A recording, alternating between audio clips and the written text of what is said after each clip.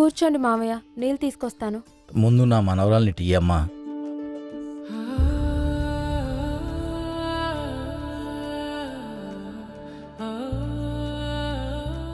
మన ఇంటి మహాలక్ష్మి ఇన్ని రోజులు ఎన్ని కష్టాలు పడి బతికారో నాకు అర్థమైందమ్మా. చాలాసార్లు వద్దామనుకున్నానమ్మా, కానీ వచ్చి నీతో ఏం మాట్లాడాలి, ఎలా మొదలు పెట్టాలో అర్థం కాలేదమ్మా.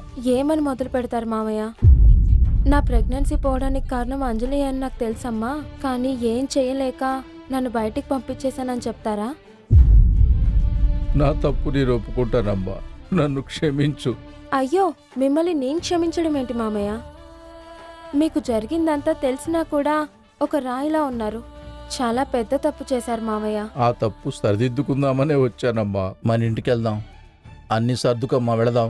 ఎక్కడికి మామయ్య వెళ్ళేది? ఇప్పటి నుంచి మన అందరం కలిసి ఉందామమ్మా. పద, మన ఇంటికి వెళ్దాం. నేనెక్కడికి రాను మావయ్య. కావాలంటే మేము మీకు గుర్తొచ్చిన ప్రతిసారి వచ్చి మమ్మల్ని చూసి వెళ్ళండి. ఆ ఇంటి గడపని మాత్రం నేను తొక్కను మావయ్య. రేఖ నోటి నుండి ఈ మాట వింటానని నేను అనుకోలేదు.